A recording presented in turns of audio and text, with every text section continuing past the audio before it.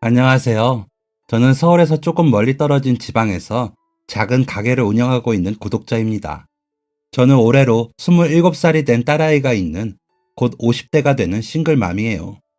평범한 여자로 평범하게 가정을 꾸려 사는 것이 꿈이었던 제가 어떻게 싱글맘이 되었는지, 그리고 50대를 바라보는 지금까지 저에게 어떤 일이 있었는지 이야기해 보도록 하겠습니다. 평범함을 꿈꾸게 된 이유는 제가 평범한 가정에서 태어났기 때문이었어요. 그 시절의 아버지들이 다 그랬듯이 저의 아버지는 성실한 가장이었습니다. 적당한 회사에서 적당한 봉급을 받으며 저와 어머니, 동생을 책임지셨죠. 어머니는 일찍 시집을 와서 시부모를 부양하고 아버지를 내조하는 그런 평범한 분이셨어요. 친가도 그 시절엔 나름 평범했습니다.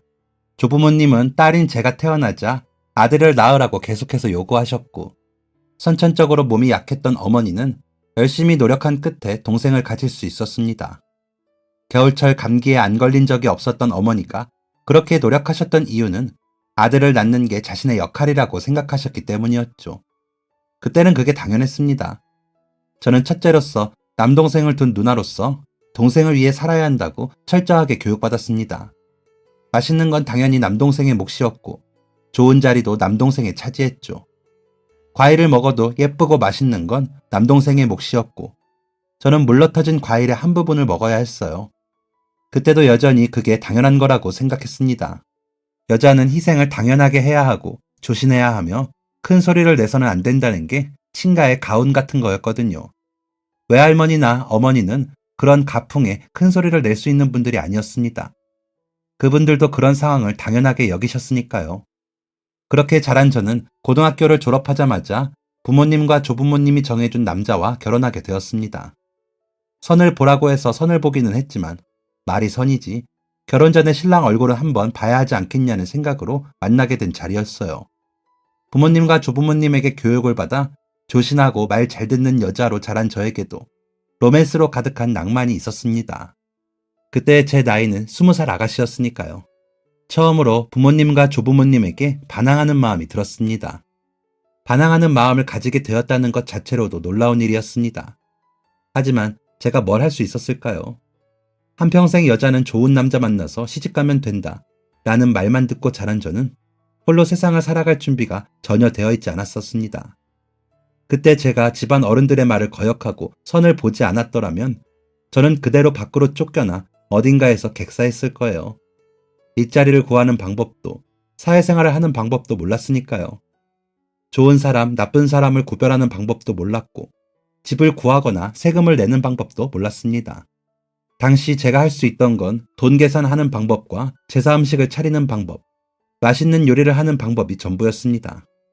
한마디로 어른들의 도움 없이는 단 하루도 살 수 없었던 사람이었어요. 요즘 젊은 친구들에게 이런 이야기를 하면 조선시대 때 이야기라고 생각하더라고요. 그런데 놀랍게도 불과 20 몇 년 전만 해도 이런 일은 비일비재했습니다. 사회인으로서, 어른으로서 준비된 것 하나 없이 한 남자의 아내가 될 준비만 했던 저는 저의 현실을 깨닫고 집안 어른들의 말에 조용히 순종했습니다. 불만 가득한 마음으로 나간 선자리에서 처음 본 저의 남편은 매우 정중한 사람이었어요. 집안 어른들을 향한 불만이 가득했지만 아주 다행스럽게도 저는 남편에게 한눈에 반했습니다. 조금은 역설적이지만 어쨌든 그랬습니다. 남편도 제가 썩 마음에 든 듯했고, 저와 남편은 곧바로 결혼 준비를 하게 되었습니다. 당시 많은 여자들의 꿈이 현모양처기는 했지만 20살에 결혼하는 사람은 많지 않았어요. 그러면 왜 그렇게 어린 나이에 결혼하게 되었을까요? 조부모님은 그 이유를 이렇게 말씀하셨습니다. 다 큰 처녀가 괜히 바깥으로 나돌면 헛바람이 들어간다. 몸을 깨끗이 하려면 조금이라도 빨리 시집을 가야 한다. 라고 말이죠. 조금은 자존심도 상했고 왠지 모를 수치심이 들었지만 그 또한 제 숙명이었기에 저는 가만히 시집을 갔습니다. 말했다시피 저는 남편에게 한눈에 반했거든요. 결혼식을 올렸을 때 제 나이는 고작 21살이었고 남편의 나이는 28살이었습니다. 7살 차이였죠. 신혼생활은 행복했습니다. 남자 손은 고사하고 남자와 눈 한 번 마주쳐 본 적 없는 저에게 남편은 세상 제일 가는 로맨티시스트였죠. 여자 손에 물 묻히는 게 당연하다고 여겼던 친정과는 달리 남편은 가사에도 적극적이었어요. 제가 바깥 일을 하는 게 아님에도 불구하고 퇴근을 하고 집에 돌아오면 항상 저를 챙겼죠. 그것만으로 남편을 사랑할 이유는 충분했습니다. 그렇게 2년이 지났을 때 소중한 생명을 갖게 되었어요. 매일매일 배가 불러왔고 몸은 힘들었지만 남편의 지극한 정성 덕분에 버틸 수 있었습니다. 그런데 문제가 있었어요. 태어난 아이가 딸이었다는 거죠. 아이를 낳고 병원으로 찾아온 시댁 어른들은 제가 낳은 아이가 딸이라는 것을 확인하자마자 실망이 가득한 표정으로 제 얼굴은 제대로 쳐다보지도 않은 채 자리를 뜨셨어요. 아버지는 찾아오지도 않으셨습니다. 유일하게 어머니만 저를 보러 오셨는데 어머니는 처음 태어난 손주를 보기 위해서도 저의 상태를 보기 위해서도 오신 게 아니었습니다. 어머니가 저를 보자마자 한 이야기는 이거였어요. 딸 낳았다며? 딸은 엄마 팔자 잡는다던데 둘째는 분명히 아들일 거다. 그러니까 몸 회복되면 바로 애부터 가져라. 가슴이 떨렸습니다.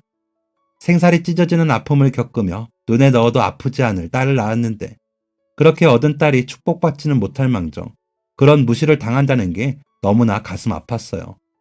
그때 저는 처음으로 어머니에게 큰 소리를 냈습니다. 어떻게 그런 말씀을 하세요? 제가 아들 낳는 기계인가요? 출가 외인이라면서 연락 한 번 안 하시더니 이제 와서 하신다는 말이 몸 회복하자마자 아들 낳으라는 말뿐인가요? 어머니는 처음으로 큰 소리를 내는 제 모습에 당황하신 듯 했지만 이내 표정을 감추셨습니다. 그리고 이렇게 말씀하셨죠. 네가 아직 어려서 뭘 모르는 거다. 나중 되면 나한테 감사할 거야.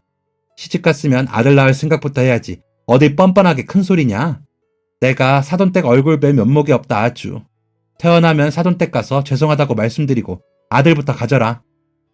손이 바들바들 떨리고 울음을 참느라 목구멍이 막혀 소리를 낼 수 없었습니다. 차갑게 돌아서서 나가는 어머니의 뒷모습을 향해 겨우 소리쳤어요.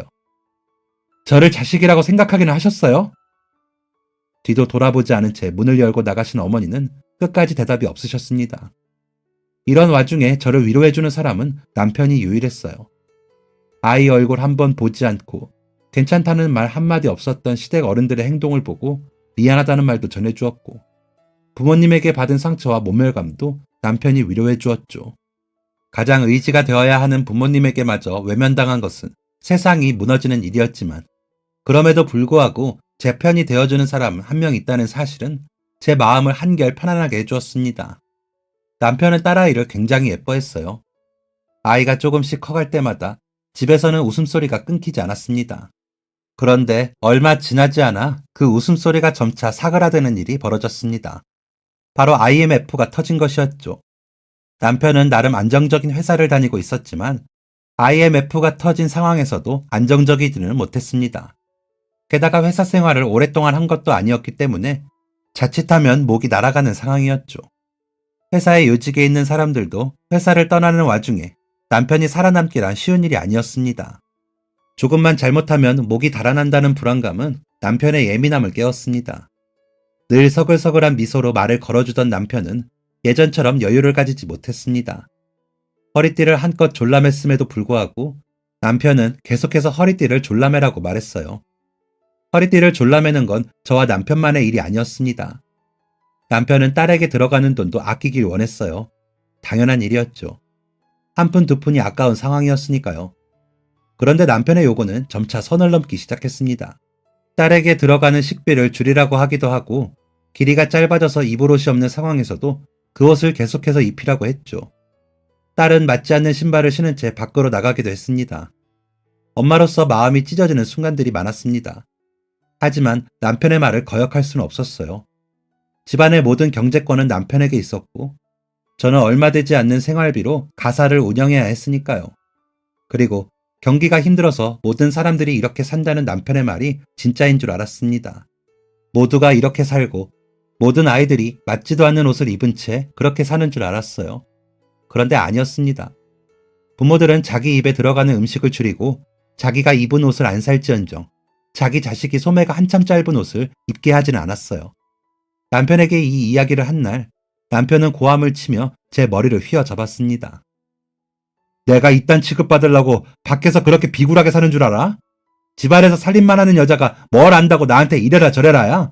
아들도 못 낳은 주제에 쫓겨나고 싶어? 처음 보는 남편의 폭력적인 모습에 두려웠던 저는 남편 앞에 무릎을 꿇고 싹싹 빌었습니다. 내가 잘못했다고, 한 번만 용서해달라고, 다시는 이러지 않겠다고, 말대꾸하지 않고 쥐 죽은 듯이 살겠다고 그렇게 말이죠. 한동안 집안은 조용했습니다. 이후로 부부관계가 서먹해지긴 했지만 극복할 방법이 보이지 않았어요. 애교 많았던 저는 남편의 눈치를 보기 시작했고, 남편은 그런 제 모습을 상당히 못마땅해 했습니다. 회사를 다녀온 남편은 남편의 눈치를 보며 잘 다녀오셨어요, 여보? 라고 말하는 저에게 집에 있는 마누라가 이 모양 이 꼴이니 내가 밖에서 힘이 날 턱이 있나? 내가 너 잡아먹냐? 어? 라고 소리쳤죠. 역시나 저는 큰소리 한 번 못 냈습니다. 정말로 남편이 저와 딸을 쫓아낼 것 같았거든요. 저는 그 옆에서 울고 있는 딸아이를 달래며 남편에게 또다시 빌었습니다. 죄송하다고요. 하지만 남편은 그마저도 마음에 안 들었나 봅니다. 남편은 집안에 있는 물건들을 쓸어버리며 화를 내기도 했죠. 이후 남편이 술을 먹고 들어오는 일이 잦아졌습니다. 술이 떡이 되어 집에 들어오는 남편은 술주정을 부린다던가 패악질을 하지는 않았어요. 들어오자마자 잠에 빠져들었죠. 저는 차라리 그게 낫다고 생각했습니다. 부부간의 다정한 대화라든지 일상적인 이야기는 나누지 못했지만 고함을 치는 아버지 옆에서 상처받는 딸을 보느니 이게 차라리 낫다고 생각했습니다. 그런데 저에게도 참을 수 없는 외로움이 찾아왔습니다. 그 누구와도 왕래하지 못한 채 말이 통하지 않는 딸과 모든 시간을 보내다 보니 마음의 병이 찾아온 것이었죠. 유일하게 대화를 나눌 수 있는 대상인 남편이 저를 무시하고 피하다 보니 제 마음의 병은 점점 깊어져 갔습니다. 그렇게 남편과 대화도 없이 반년 정도가 지났을까요? 남편은 아주 오랜만에 멀쩡한 정신으로 집에 돌아왔습니다. 불안했어요. 반년 만에 멀쩡히 귀가한 남편이 어떤 행동을 할지 몰랐으니까요. 그런데 남편은 생각과 달리 차분한 목소리로 저를 불렀습니다. 대체 무슨 말을 하려고 이렇게 행동하나 싶었을 때 남편은 갑작스럽게 눈물을 흘리며 이렇게 말했습니다. 나 회사에서 잘렸어. 그것도 4개월 전에. 처음 듣는 소식에 매우 놀랐습니다. 회사에서 잘렸다니. 그러면 그동안 따박따박 가져오던 월급은 어떻게 된 거냐고 물으니 남편은 계속해서 눈물을 훔치며 말했습니다. 할 수 있는 일은 다 했어. 막일을 하기도 하고 차마 얘기하기 부끄러운 일도 다 했어.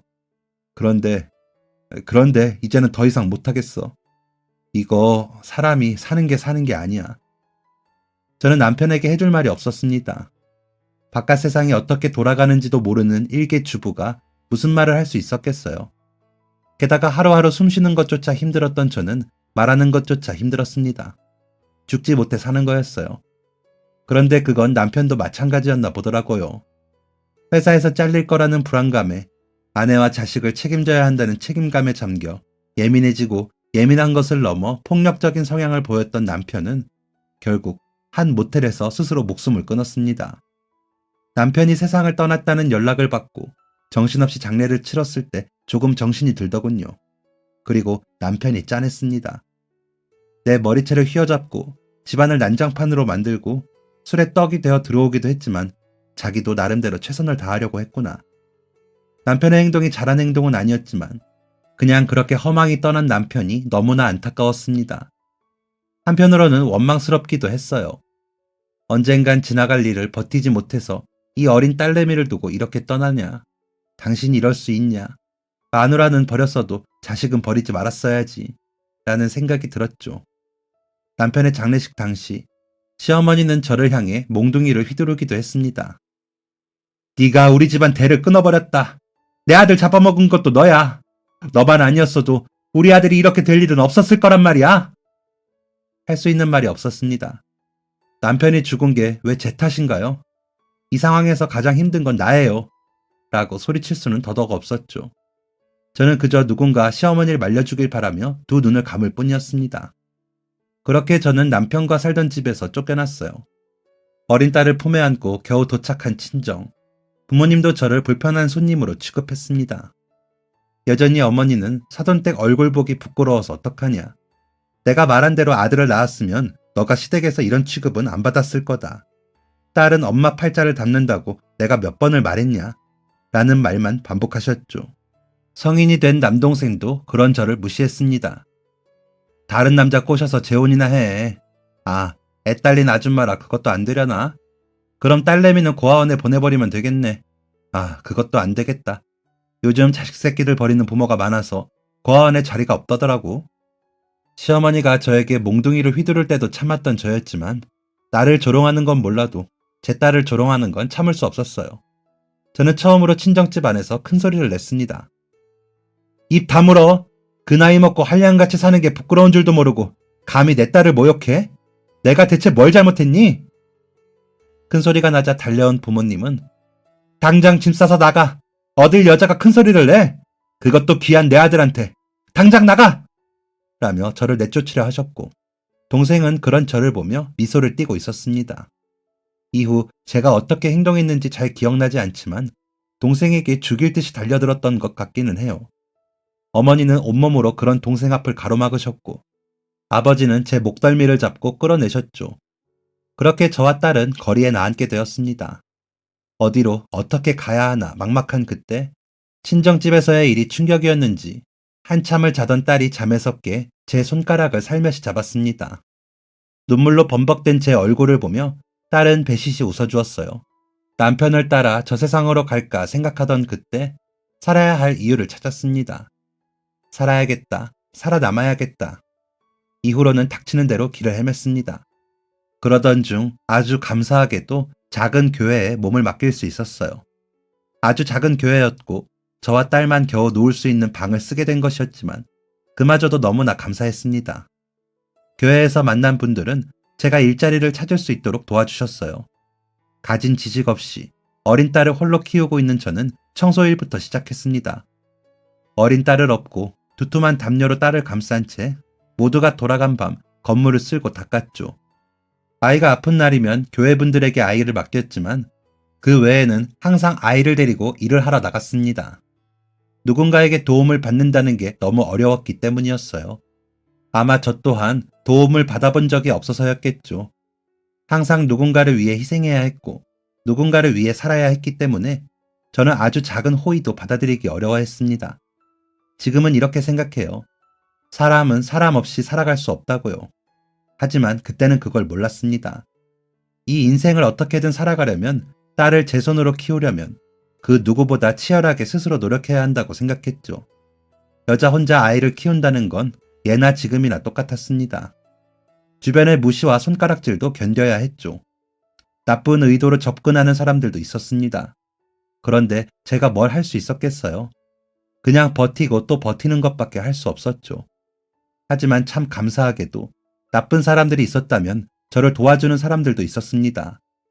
그런 사람들을 한 명, 두 명 만나면서 저는 사람은 사람과 살아가야 한다는 사실을 깨닫게 되었습니다. 청소 일밖에 할 줄 몰랐던 저는 세상의 이치를 조금씩 깨닫게 되었고 사람 보는 눈이 생겼으며 청소일이 아닌 다른 일에도 도전하게 되었어요. 청소일 다음에 하게 된 건 식당 일이었습니다. 처음에는 식당에서 설거지를 해줄 사람이 필요하다는 것을 보고 갔죠. 그것도 직원이 아니라 며칠 도와줄 사람을 찾는 구직 내용이었습니다. 다행히 저를 좋게 봐주신 사장님 덕에 가끔 식당에 가서 설거지 일을 하게 되었죠. 청소일과 가끔 하는 설거지 일을 함께 하다 보니 조금씩 살림이 나아지기 시작했습니다. 엄청난 변화가 있었던 건 아니었지만 적어도 딸이 먹고 싶다는 사탕 하나를 사줄 수 있는 정도는 되었습니다. 누군가에게는 너무나 사소하고 작은 것이었겠지만 저는 딸에게 사탕 하나 사줄 수 있게 되었다는 사실이 너무나 기뻤습니다. 너무나 일찍 눈치를 보기 시작한 딸은 시장 한편에 놓인 작은 사탕 하나에서 눈을 떼지 못하면서도 차마 사달라는 말을 하지 못했어요. 갖고 싶은 게 생겼다면 울고 떼를 쓰는 게 당연한 나이에 사탕 하나 사달라는 말을 못하고 제 눈치만 흘끔흘끔 보는 아이가 된 것이었죠. 6살 난 아이였던 딸은 그날도 제 눈치를 보고 있었습니다. 먹고 싶었던 사탕이 생겼던 거죠. 저는 그런 아이의 눈빛을 지나칠 수 없었고 아이의 손을 이끌어 사탕을 사러 갔습니다. 엄마가 사탕 사줄게. 골라봐. 어떤 거 먹고 싶어? 딸은 한참 동안 사탕 앞에서 머뭇거렸습니다. 내가 이걸 사도 될까? 라는 눈빛이 묻어 있었죠. 딸은 결국 가게 사장님이 골라준 사탕을 들고 나왔습니다. 신나지만 신난 티를 내지는 못하는 딸의 옆모습을 보며 마음이 많이 아팠어요. 이제 사탕 먹고 싶을 때마다 얘기하면 엄마가 사탕 사줄게. 언제든지 말해. 알겠지? 딸은 손에 들린 사탕이 너무나 소중하다는 듯 사탕을 매만지며 이렇게 대답했습니다. 아니야, 한 번만 먹어도 돼. 그 말은 아직도 제 가슴에 응어리로 남아 있습니다. 6살짜리 아이가 대체 무슨 죄가 있어서 사탕 하나 사달라는 말을 못할까? 너무나 슬펐어요.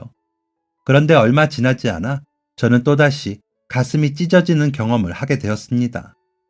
저는 일 때문에 밤늦게 들어오는 날이면 교회 분들에게 딸을 맡겼습니다. 저녁도 먹여주시고 일찍 잠에 드는 날이면 딸을 직접 데려다 주기도 하셨죠. 오늘도 정말 감사합니다. 제가 데리러 갔어야 하는데. 교회 어른은 손사래를 치며 아유 괜찮아. 뭐 그리 힘든 일이라고. 유정이가 너무 곤히 자서 깨울 수가 없었어. 얼른 들어가서 쉬어. 세수랑 양치 다 하고 잔 거니까 안 깨워도 돼. 라고 말씀해 주셨죠. 그렇게 유정이를 안아들고 집으로 들어온 저는 불편한 유정이의 옷을 갈아입혔습니다. 그리고 유정이가 입고 있었던 옷을 정리하려는 그때 유정이의 주머니에서 무언가가 부스럭하는 소리를 냈습니다. 뭔가 싶어서 주머니를 들춰본 저는 그 자리에 주저앉아 소리 없이 눈물을 흘리게 되었습니다. 유정이의 주머니에서 나온 건 예전에 사주었던 사탕이었습니다. 새 사탕도 아니고 몇 번에 걸쳐 아껴 먹었었는지 해진 포장지로 감싸져 있는 사탕이었죠. 유정이는 그 작은 사탕이 사라지는 게 무서워서 사탕을 제대로 먹지 못한 채 조금씩 사탕을 핥아 먹었던 거였어요. 눈물이 멈추지 않았습니다. 나는 고생해도 괜찮지만 내 딸 유정이만큼은 이런 고생을 하지 않았으면 했거든요. 그날을 계기로 저는 완전히 달라졌습니다. 내가 사람들 눈치를 보면 유정이도 눈치를 보고 내가 무시를 당하면 유정이도 무시를 당한다는 생각에 그 누구보다 악착같이 살았습니다. 시간이 흐를수록 드세졌고 사람들은 저를 여장부라고 부르기 시작했어요. 그리고 남에게 도움받는 것을 미안해하거나 부끄러워하지도 않았습니다. 도움을 받을 때는 받고 도움을 받은 만큼 보답을 하는 게 인생이라고 생각하게 되었죠. 생각을 바꾸자 주변 분들은 이날만을 기다렸는지 저와 유정이에게 아낌없이 도움의 손길을 보내주었습니다. 유정 엄마가 27일 때 처음 봤지? 앳된 아가씨가 아기를 안고 벌벌 떨고 있는데 얼마나 가슴이 아팠는지. 어떻게든 도움을 주고 싶었는데 그마저도 받아들이지 못하는 모습도 가슴 아팠어.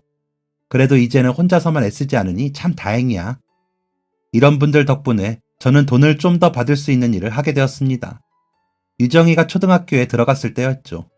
저는 해진 뒤 밤이 되면 청소 일을 했고 집에 와서 잠깐 잠을 자고 유정이를 학교에 보낸 뒤 식당으로 출근했습니다. 그때는 식당에서 설거지 일을 하지 않았어요. 음식을 만드는 일을 했죠. 감기에 걸린 식당 사장님이 코가 막혀 냄새를 잘 못 맡게 되자 곧 식당 문을 열어야 하는 사장님은 급한 대로 저에게 음식 간을 봐달라고 부탁하셨어요. 제가 간을 봤다고 해도 사장님이 맛을 본 게 아니었기 때문에 사장님은 사장님의 남편을 급히 불렀죠. 그런데 사장님의 남편이 도착하기 전에 가게에 손님이 들어왔습니다. 사장님은 살짝 굳은 얼굴로 음식을 내놓았고 손님들의 반응을 살폈습니다. 그런데 그때 한 손님이 사장님을 불렀어요. 저기요 사장님. 저는 큰일 났다는 생각으로 사장님을 바라보았고 사장님도 살짝 굳은 얼굴로 손님에게 다가갔습니다. 무슨 일이세요? 손님은 사장님에게 엄지를 치켜들며 사장님 무슨 일이죠? 오늘 너무 맛있는데? 이후로 식당을 다녀갔던 모든 손님들은 입을 모아 음식을 칭찬했습니다. 사장님의 남편도 음식을 칭찬했죠. 감기에 나은 사장님은 곧바로 제 음식을 드셨습니다. 유정 엄마, 이거 말고 뭐 할 수 있어? 저는 제가 할 줄 아는 음식을 줄줄 읊었습니다. 사장님은 깜짝 놀라며 물으셨어요. 아니, 어디서 그런 음식을 배웠어? 그 음식은 어머니에게 배운 것이었어요. 처음으로 어머니에게 감사한 순간이었죠. 연필은 못 잡게 하고 칼부터 잡게 한 어머니에게 처음으로 감사한 마음이 들었습니다. 그 후 저는 식당에서 음식을 만들게 되었어요. 새로운 음식을 메뉴판에 추가하기도 했죠. 손님들은 제가 만든 음식을 매우 맛있어 했습니다. 와, 정말 맛있는데? 라는 말이 들려오면 또다시 신나게 음식을 만들었습니다. 사람들에게 도움만 받았던 제가 누군가에게 기쁨을 줄 수 있다는 사실이 뿌듯하고 기뻤기 때문이었죠. 저는 음식 만드는 걸 정말 싫어했었어요. 하루 종일 쭈그려 앉아서 젖만 붙여도, 기름에 손이 데이며 음식을 해도 아무에게도 고맙다는 말, 맛있다는 말을 한 번도 듣지 못했기 때문이었죠. 저에게 요리는 노동 그 자체일 뿐 그 어떤 의미도 없었어요. 하지만 손님들이 제 음식을 맛있게 먹어주자 저에게 있어서 음식은 새로운 의미를 갖게 되었습니다. 그리고 꿈없이 살던 저에게도 꿈이 생겼어요. 바로 식당의 사장이 되는 꿈이었죠. 쥐뿔도 없는 30대 초반 과부가 갖기에는 너무 큰 꿈이라고 생각돼서 그 누구에게도 말하지 못한 꿈이었어요. 하지만 노력하고 노력할수록 저는 그 꿈에 가까워졌습니다. 그 꿈에 가까워지는 걸 가장 많이 도와준 분이 바로 제가 일하던 식당의 사장님이었습니다. 사장님은 유정이의 초등학교 졸업과 중학교 입학식을 챙겨주실 정도로 저와 유정이 모녀를 아껴주셨습니다. 젊은 엄마가 열심히 사는 게 기특하다는 이유 때문이었죠. 물론 제가 식당 음식을 도맡아 한 이후로 손님이 늘었던 것도 있고요. 어떤 이유가 되었든 저는 그런 사장님께 항상 감사한 마음을 가지고 있었습니다. 그런데 하루는 사장님이 출근을 하지 않으셨어요. 전화도 받지 않으시고 아무 연락도 없었죠. 단 한 번도 가게를 늦게 연 적이 없던 사장님이었기 때문에 저는 급한 대로 제가 오픈 준비를 하여 손님들을 맞았습니다. 사장님에게 무슨 일이라도 있나 걱정되었죠. 그렇게 하루가 다 지나고 가게 정리를 할 때 가게로 전화가 걸려왔습니다. 다름 아닌 사장님의 남편분이었어요. 전화로 전해들은 내용은 사장님이 뇌출혈로 쓰러지셨다는 내용이었습니다.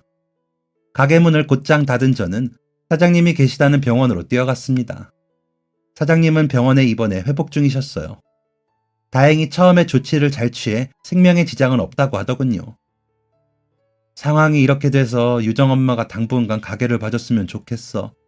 나도 한 번씩 들리고 같이 일할 사람 한 명도 붙여줄게. 괜찮을까? 이 부탁에 고민할 이유는 없었습니다. 당연히 해야 하는 일이었으니까요. 어느덧 중학교 1학년이 된 딸도 와서 가게를 도왔습니다.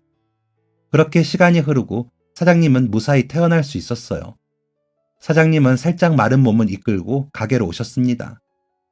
사장님, 몸은 좀 괜찮으신 거예요? 사장님은 껄껄 웃으며 그럼 괜찮지. 고생은 우리 남편이 했어. 유정 엄마는 가게 보는 거 어땠어? 혼자 하느라 힘들지는 않았고? 저야 뭐 사장님한테 배운 대로 했죠. 김 선생님이 자주 와서 도와주기도 하셨고 소개해주신 이모님도 힘이 많이 됐어요. 예전에 가게에서 일하셨던 분이라면서요? 응, 손주가 태어나서 손주 봐준다고 그만뒀었지. 유정이는 잘 지내고? 그럼요, 가끔 와서 일도 도와주고 했어요. 그래. 사장님은 할 말이 있는 듯 입을 달싹이셨습니다. 무슨 하실 말씀 있으세요? 편안하게 말씀하세요. 호탕한 성격인 사장님이 무언가를 고민하는 모습을 처음 본 저는 편하게 말씀하시라 말은 했지만 속으로는 불안한 마음을 가지고 있었습니다. 이제 가게를 정리할 거라고 말씀하시면 어떡하지? 유정이 이제 겨우 16살인데 다른 일을 찾을 수 있을까? 라며 생각이 꼬리에 꼬리를 물고 깊어진 순간 불안이 현실로 변했습니다. 내가 많이 괜찮아지기는 했지만 예전처럼 일은 못할 것 같아. 남편 고향으로 가서 요양이나 하면서 지내려고. 우리 남편 시골 출신이라 항상 시골에서 살고 싶어 했거든. 하늘이 노래졌습니다. 그런데 불안함과 충격은 얼마 지나지 않아 희망으로 바뀌었습니다. 그래서 이 식당을 유정 엄마가 맡아줬으면 해. 네? 처음엔 사장님의 말씀을 이해하기 어려웠어요. 제가 가게를 맡으라뇨. 저는 가게를 인수할 돈도 없고 제가 어떻게 이 가게를 운영할 수 있겠어요. 사장님은 예전처럼 호탕하게 웃으시며 이렇게 말씀하셨습니다. 유정 엄마 정도면 충분하지. 나 병원 가 있는 동안 혼자서도 잘했잖아. 그거야 사장님이 다시 돌아오실 거라는 생각을 했으니까요. 김 선생님도 자주 오셨었고. 아니야, 유정 엄마면 충분히 할 수 있어. 나 시골로 내려갔다고 나 거들떠도 안 볼 건 아니잖아. 어려운 일 생기면 언제든지 연락해. 그런데 아까 말씀드렸다시피 저는 가진 돈이 별로 없어요. 물론 사장님이 많이 편의를 봐주셔서 어느 정도 살만하기는 하지만 사장님은 또다시 호탕하게 웃으셨습니다. 그거 걱정하는 거면 걱정하지도 마. 나도 유정 엄마 같은 때가 있었어. 아무것도 없이 올라와서 이 시장에서 자리를 잡기까지 얼마나 힘들었는데 이 가게 문을 바로 닫아버리겠어. 이 가게를 누군지도 모르는 인간한테 홀라당 넘겨버리겠냐고. 유정 엄마가 믿을만하니까 가게를 맡긴 거야. 대신 그냥 넘겨버리면 안 되겠지? 사장님이 건 조건은 아주 단순했습니다. 첫 번째, 가게 자리를 옮기지 말아줘. 몇십 년 동안 찾아오는 손님들과의 의리야. 두 번째는 가게 인수비용을 다 낼 때까지 한 달 매출의 10%를 보내줘. 가게 인수비용을 다 내면 안 내도 돼. 두 번째 조건은 제 마음을 편하게 하려는 사장님의 배려였습니다. 저는 그날로 가게의 사장이 되었습니다. 뜬구름 잡는 것만 같았던 과부의 꿈이 현실로 바뀌는 순간이었죠. 집에 가서 유정이에게 이 이야기를 해주니 유정이는 제 일인 것처럼 기뻐해 주었습니다. 그동안 저와 유정이를 살펴주었던 분들도 자기 일인 것처럼 기뻐해 주셨어요. 사장님이 바뀌자 손님이 잠깐 줄어들어 걱정스러운 순간도 겪었지만 단골 손님들 덕에 가게는 금방 안정을 찾았습니다. 가게가 안정되자 저는 가게의 메인 메뉴를 빼고 메뉴판에 있는 음식을 조금씩 바꿔나갔습니다. 그게 입소문을 탔는지 손님들은 점차 늘어갔고 저는 얼마 지나지 않아 가게 인수비용을 모두 갚을 수 있었습니다. 저에게 있어 사장님 부부는 부모 같은 존재였기 때문에 저는 명절이 되면 유정이와 함께 사장님 부부가 계시는 고향집으로 내려가곤 합니다. 다행히 사장님은 예전과 같은 건강을 되찾으셨어요. 다시 과거로 돌아가서 이야기를 해보자면 유정이가 고등학교 2학년이 되고 가게가 확장되었을 때 저는 가게에서 일할 직원을 뽑았습니다. 그 직원을 뽑은 이유는 단순했어요. 그 직원에게서 제 모습이 보였거든요.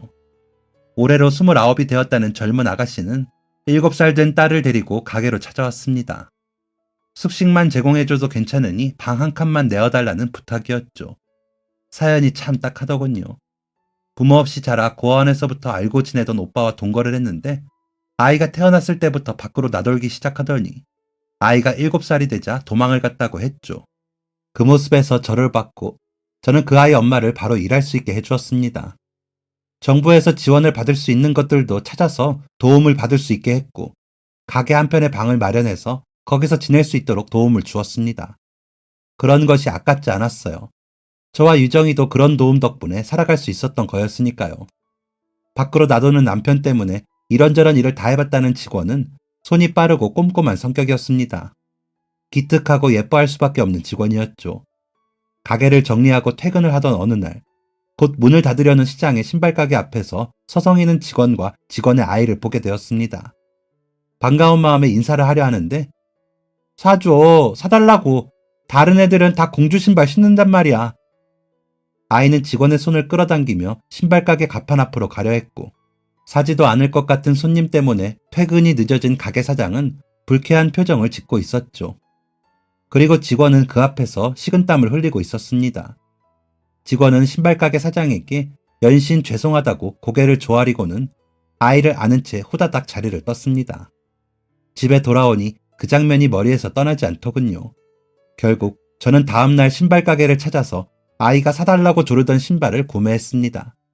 그리고 다음날 지인이 자기 아이 신발로 샀는데 아이 발이 너무 커서 못 신기게 됐다며 신발을 건네주었죠. 그렇게 평온한 나날이 계속되었습니다. 입소문이 나서 확장까지 한 가게는 다른 지역에서까지 온 손님들 덕분에 2호점을 낼 정도로 커졌습니다. 수많은 직원을 채용했고 가족 같은 직원들과 함께 했죠. 그런데 얼마 지나지 않아 손님들의 발길이 점차 사라지기 시작했습니다. 무슨 일인가 직원들을 모아 이야기를 해보니 저희 가게를 두고 악의적인 소문이 돌고 있다는 사실을 알게 되었어요. 그 소문은 이런 것이었습니다.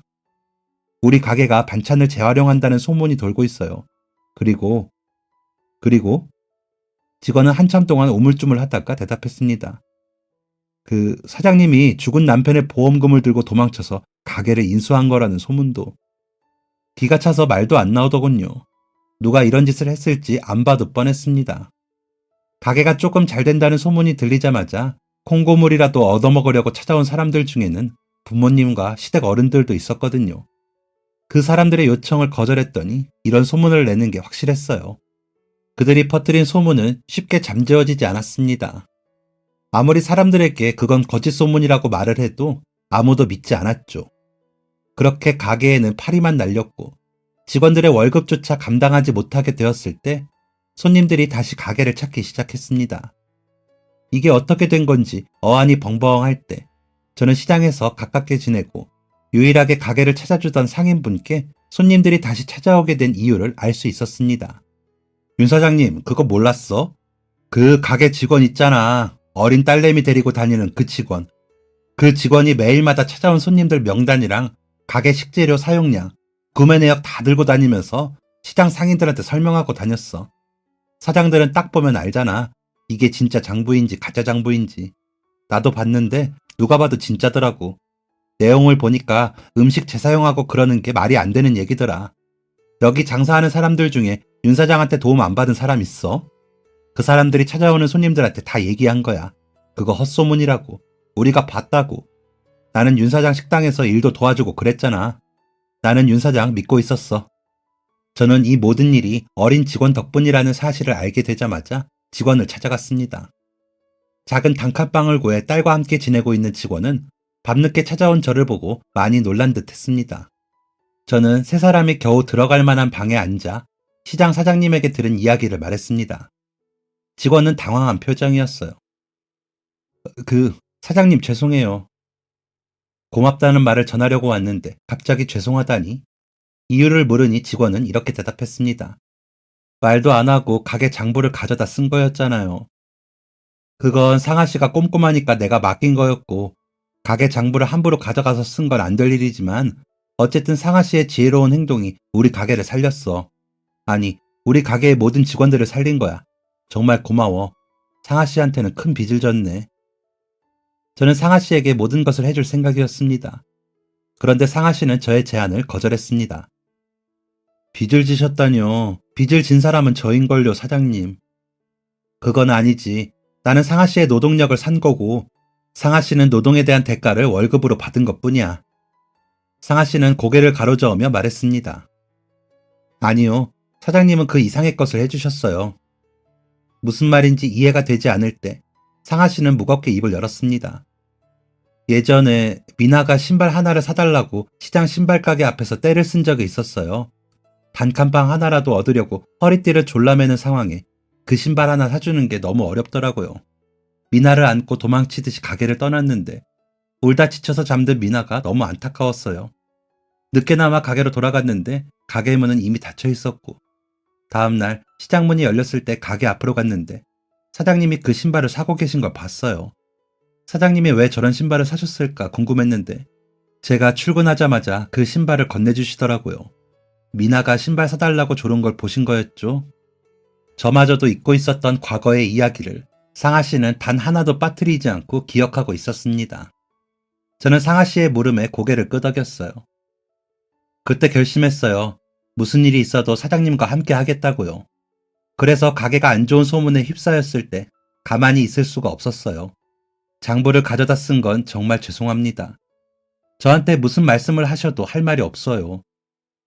눈물이 났습니다. 상아 씨에게서 제 모습이 또다시 비쳤거든요. 예전 사장님과 많은 사람들의 따뜻한 말과 행동에 살아갈 용기를 얻었던 과거의 제 모습이 말이죠. 그날 저와 상아 씨는 서로를 끌어안고 참 많이 울었습니다. 상아 씨에게 결코 지울 수 없는 은혜를 입은 저는 상아 씨를 살뜰히 보살폈습니다. 그래도 일할 때만큼은 객관적으로 대하기 위해 노력했는데 상아 씨는 일적으로도 아낄 수밖에 없는 직원이었습니다. 장부를 가지고 나가서 상인들을 설득했던 것만으로는 능력을 충분히 인정받은 건데 상아 씨의 능력은 직원들 사이에서도 유명했습니다. 사장님, 상아 씨는 어떻게 그리 똑똑하대요? 아직 30도 안 된 아가씨가 저렇게 똑똑할 수 있나? 상아 씨 우리 지점으로 보내주면 안 돼요?